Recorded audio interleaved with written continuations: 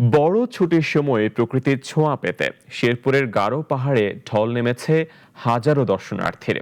সীমান্ত ঘেঁষা ঝিনাইগাতির গজনী অবকাশ ও নালিতাবাড়ির মধ্যটিলা ইকো পার্ক এখন দর্শনার্থীদের পদচারণায় মুখর। দর্শনার্থীদের এই ভিড়ে চাঙ্গা হয়ে উঠেছে স্থানীয় পর্যটন সংশ্লিষ্ট ব্যবসা বাণিজ্য। শেরপুর থেকে শাহিনুর রহমান পনিরের প্রতিবেদন, জানাচ্ছেন মুস্তফা কামাল তোহা।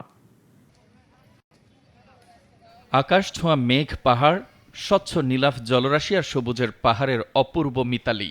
শেরপুরের গারো পাহাড় যেন প্রকৃতির তুলিতে আঁকা এক জীবন্ত ক্যানভাস। ঈদ ঘিরে লম্বা ছুটিতে নাগরিক জীবনের সব ক্লান্তি ভুলে প্রকৃতির সান্নিধ্য পেতে এখানে ছুটে এসেছেন দূর দূরান্তের পর্যটকরা। কেউ কেবল কারে বা ঝুলন্ত ব্রিজে রোম্যান্স খুঁজছেন, আবার কেউ বা ওয়াচ টাওয়ারে উঠে উপভোগ করছেন ভারত ও বাংলাদেশের সীমান্ত ঘেঁষা নয়নাভিরাম দৃশ্য। মুঠোফোনের ফ্রেমে বিশেষ মুহূর্তগুলো স্মৃতিবন্দী করছেন সবাই। পাশাপাশি তরুণদের গানের তালে নাচ আর গায়কদের পরিবেশনা পুরো এলাকায় এনেছে উৎসবের আমেজ। এখানে এসে মোটামুটি ভালোই লাগছে। আমার আব্বু থাকলে আর একটু ভালো লাগতো, কারণ আমাদের বাসা থেকে উদ্দেশ্য ছিল আমরা পরিবারের সবাই একসাথে আসবো। শেরপুর যে গারো পাহাড়, খুবই প্রাণবন্ত পরিবেশ মনে হচ্ছে এবং দেখে খুবই ভালো লাগতেছে।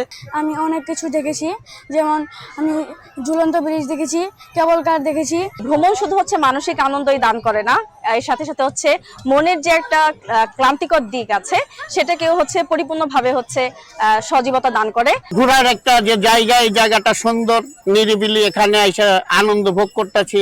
আর একটু যদি ডেভেলপ করে বাংলাদেশ পর্যটক কর্পোরেশন, আমার মনে হয় আরো পর্যটকের আকর্ষণ এদিকে পড়বে। দর্শনার্থীদের ব্যাপক আগমনের দীর্ঘস্থবিরতা কাটিয়ে প্রাণ চাঞ্চল্য ফিরেছে স্থানীয় পর্যটন সংশ্লিষ্ট ব্যবসায়ীদের মাঝে। প্যাডেল বোটের মাঝি, কেবল কার ও রাইড অপারেটর, হোটেল রেস্তোরাঁ মালিক থেকে শুরু করে ক্ষুদ্র ব্যবসায়ীদের মুখে এখন হাসির ঝিলিক। পর্যটক বেশি আসে তাহলে আমাদের একটু ব্যবসা ভালো হবে। আমাদের এক সপ্তাহ মোটামুটি ব্যবসা আমরা জমাইতে পারতেছি, মোটামুটি টাকা পাইতেছি।